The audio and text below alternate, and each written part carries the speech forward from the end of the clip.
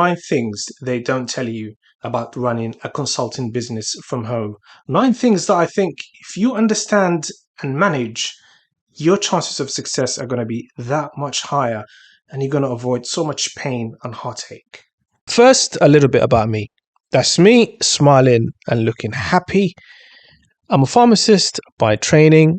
I own 2 other YouTube channels as well as this one with over 40,000 subscribers combined and coming up to 5 million views across the 2 channels.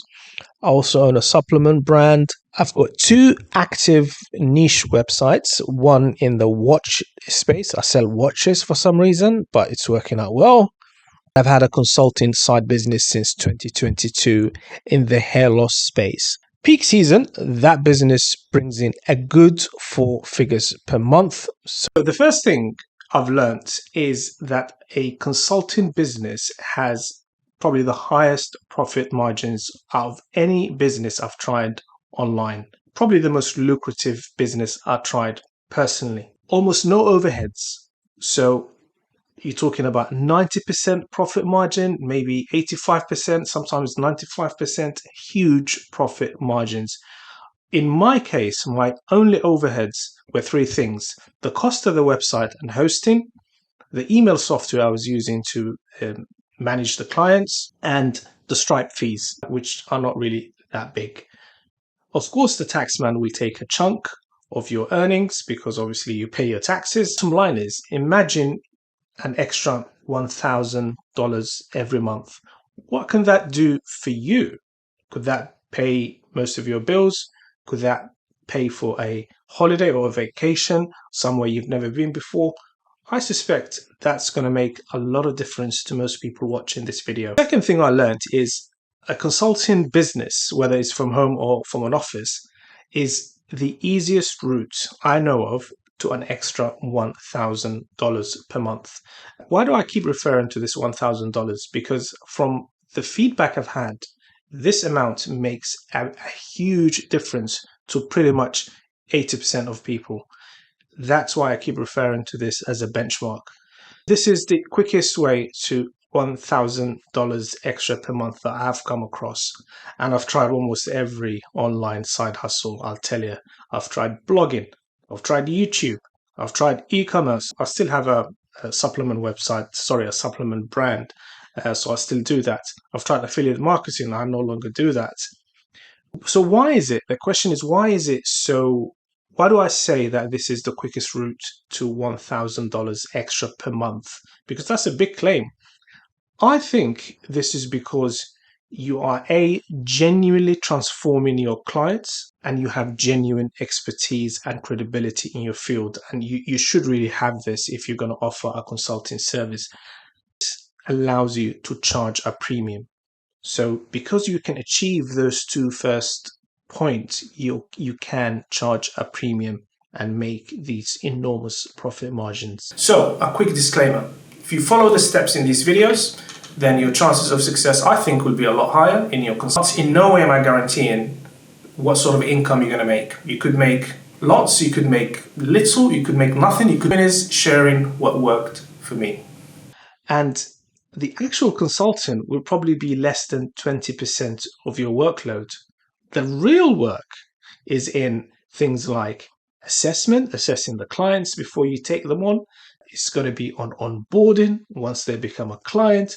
It's going to be on things like getting the paperwork ready or in order once they are with you as a client, and thereafter dealing with queries from clients in between sessions, emails, maybe even phone calls, WhatsApp messages, setting up and tracking invoices and payments. That's going to take a lot of time.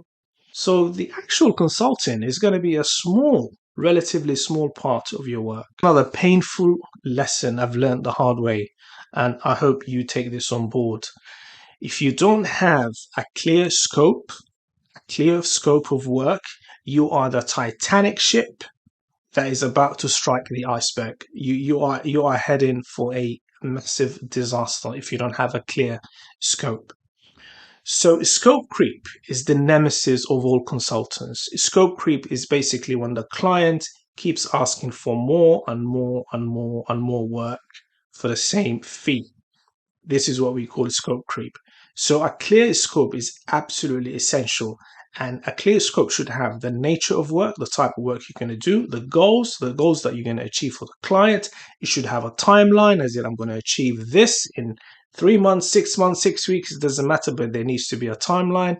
And you need to talk about the extent, how broad or how defined your work is going to be.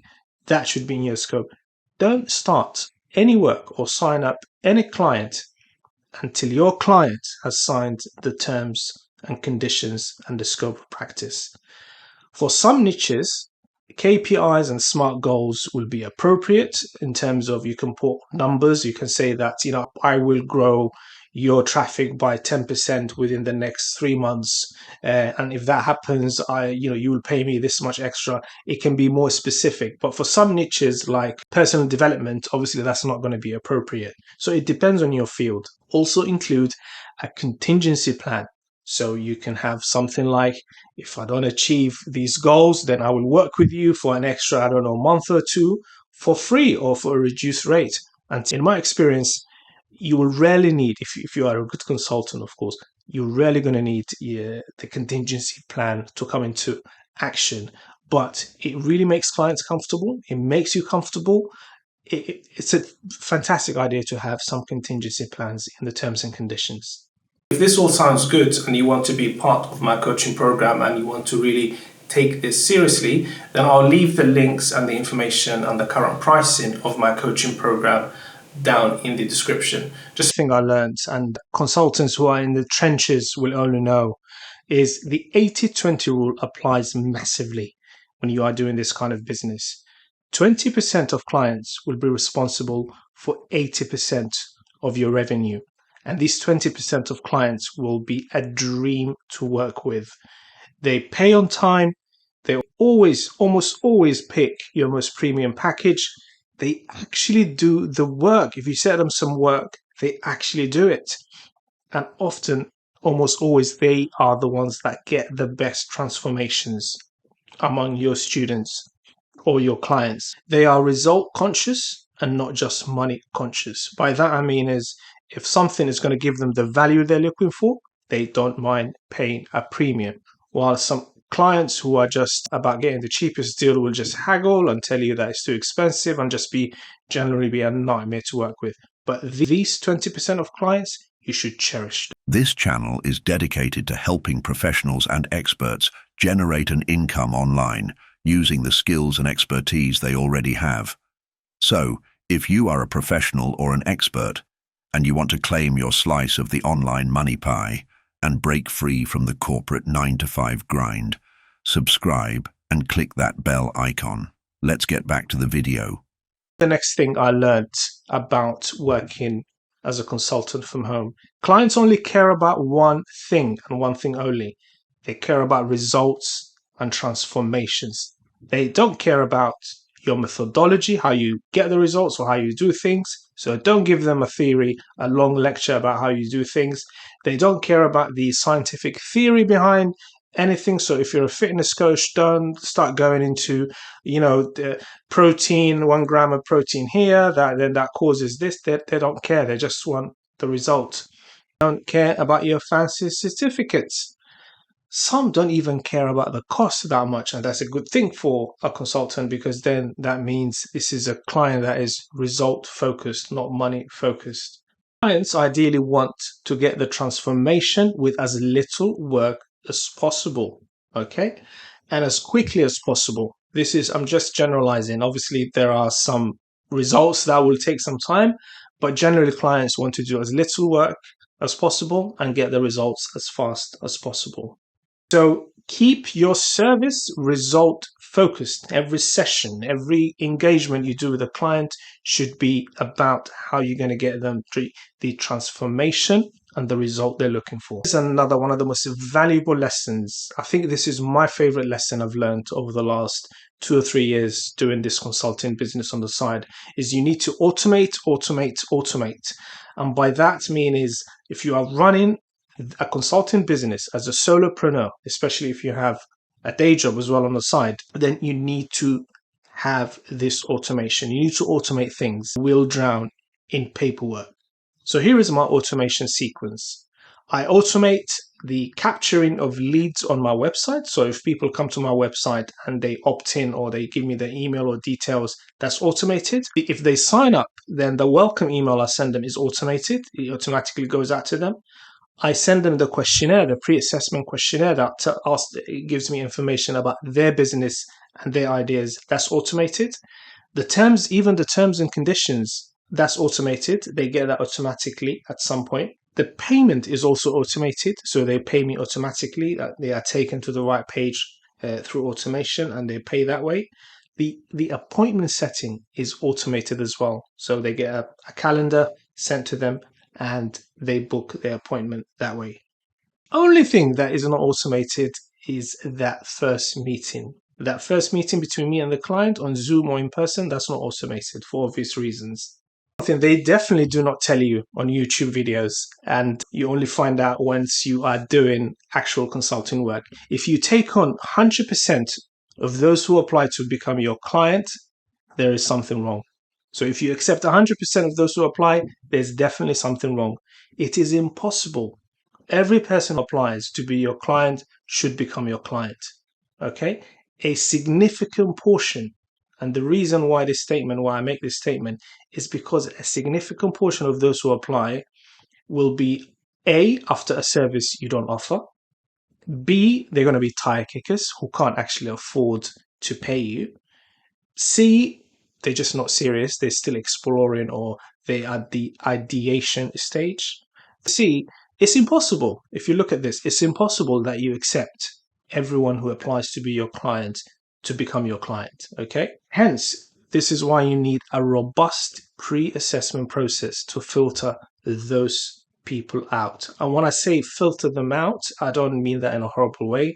You can just point them to someone else that could help them and just be honest and say, I can't really, this service is not suitable for you.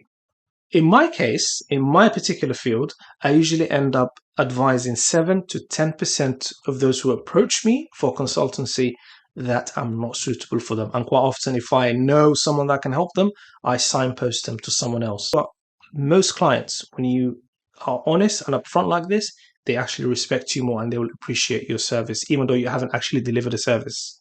Next thing I learned is something that took me a very long time to learn. Probably took me a good 2 years after starting doing a consulting business on the side, is that growth of your consulting business is never going to be linear. It's never going to be a straight line. There will be times when you are turning away clients because you have so many. And then there'll be times when you can't buy a client to save your life. So if your niche is heavily seasonal, then you need to plan for this. The way you plan for that could be by keeping a part-time day job or by having some other source of income. Sometimes you can't really explain why there are these ebbs and flows. The interesting thing I learned: the fastest way to scale is to productize. So let me explain this in a bit more depth. When you turn your service into something that can be used without your personal involvement, as in without you actually sitting in front of the client or coaching them or speaking with them. If you can turn your service into a product that stands alone and can be delivered without you, that's when you scale. That's when you really scale.